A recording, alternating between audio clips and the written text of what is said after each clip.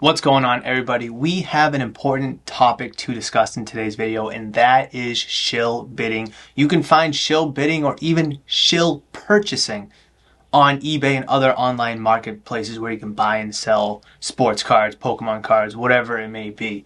So this is a topic that I kind of alluded to in my previous video or a few videos before when PWCC is bought out by Fanatics, or I kind of alluded to it there, but I want to talk about it in this video because it does deserve its own video. So I'm going to be going over a bunch of different cards that sold on eBay, and I just want to kind of bring a little bit of awareness to what you may find when you're looking up these prices on eBay, because everybody under the sun always goes on eBay to look up comps.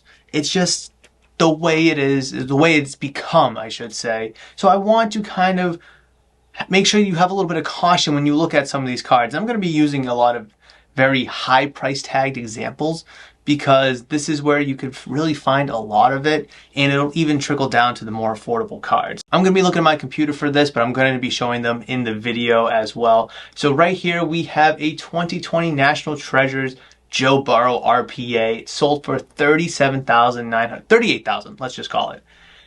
And why I want to bring this card up is because it was purchased, no bids, no buy it now. The price was the price, and that's what it went for. So this is one example. Here we have a Jason Tatum Silver Prism Auto that sold for a smidge under $3,800. Again, no auction, no best offer accepted, just purchased the way it is. Here is another Jason Tatum, again, Prism Blue Ice out of 99, $4,000, no bids, no auction, no best offer accepted. And the trend that I'm seeing with these three cards is cards that maybe weren't able to be sold for whatever the price tag was, but then the lister had a burner account or a second account, went to go purchase them, and now when you go bring them to shows, you look up, look, the last one did this, the last one did that. It's a real thing. It's a real thing, and you have to be very cautious with this. And I know I'm showing you $1,000 worth of cards, but you can see it on a lower scale as well. Let me bring up a good example here. We have a Josh Allen 2022 Heroes insert. It's a PSA 8. $22 with one bid. There was probably nobody out there that wanted to make a bid on this card. Nobody. PSA 8 is just as good as raw, whether it's a thick card or not. No one wanted it. So, second account, burner account, go in, place the bid, not pay for it. So then when you go bring it to shows, set up at shows, be like, hey, look, $22 it did, it's just buyer backed out. It's a $22 card. Well, is it really when that same PSA 8 did $22, which again is equivalent to raw, but you can see here that raw price is $325 on 2 bids, $425 on 4 bids, for essentially the same exact card, except it didn't go through the grading process and it didn't get an 8. Again, these are things that we need to be aware of, is kind of those buy it nows and one bids. So as we transition over to showing more one bids, look at this Patrick Mahomes right here, this Optic Hollow Auto out of 99, PSA 10, just a smidge under $14,000. One bid. Well, the last one did $14,000. Again, I mean, maybe people are sniping these cards. Maybe it's actually supposed to be a $20,000 card. No one bidded on it. Maybe someone sniped it at $14,000. There's nothing in the title that says see description. So maybe there's a flaw, maybe there's a crack, a scuff, or whatever it may be. Nothing, of course you can go click on the description and look into it, and you need to do more research from there on. But again, just in a vacuum, we're looking at this. Nothing in the title that says there's any defects. There's a picture of it from eBay verification, authenticity. Again, $14,000, one bid though. No bidding activity. No best offer accepted. Interesting. Again, it could be nothing, but these are some examples that you may want to be wary of. So one bid is something that you need to be wary of when you're looking on eBay for comparable prices. But let me pull up this some Luka Doncic cards here that are selling for crazy money, over $20,000. However, these cards do have a plethora of bids. Now I want to get into the real juice here, and that is Shill bidding. Yes, $29,900 on 37 bids. Yes, just shy under 25,000, 57 bids. 20,100 on 100 bids. Yes, there looks like there's a lot of legitimacy here. Really, anybody can make a second account. Anyone can list a card, make a second account, and go into Shill bid, because maybe this Luka that sold for $29,900 was under $20,000 with 10 minutes to go. 21,000. 22, and just keep bumping it and bumping it and bumping it up as time gets closer to expiring, and then someone can just go in there and snipe it for $29,900. Whew! Thank goodness someone bought it. But if you didn't go and do that, then that car was going to sell for whatever it was going to sell for. So here's a really good example here that I want to bring up to you, and I kind of want to dive into the juice of this. And this is a Connor McDavid 2015 SP Authentic out of 999 rookie auto gem mint PSA 10 that sold for $20,700 on 68 bids. I just switched over to screen recording here so I can kind of really dive into this for you. So you click on the listing, you click on the bids right next to the winning bid. Item is ended. That's fantastic. 68 bids, 27 bidders, no retractions, which is good, 7 days.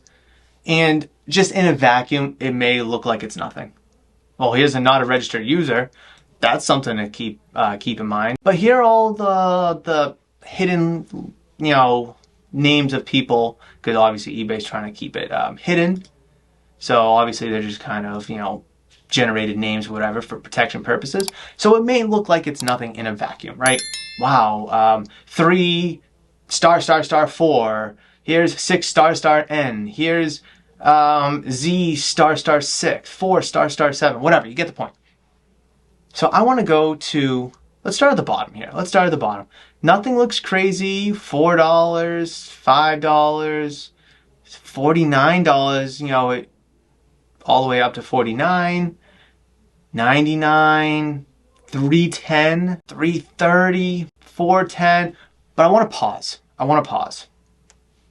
As we go, now listen, this could be absolutely nothing, but this is still something I need to consider upon doing research.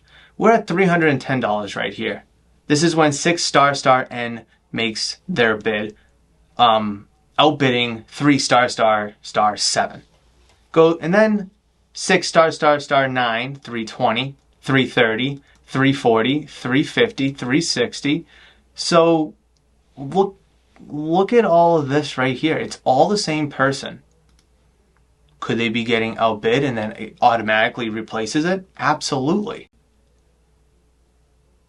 Or maybe it's a shill to get the price up. This card shouldn't be $300. Jack it up. Oh, good. Someone outbid me at $500. Z *** 6.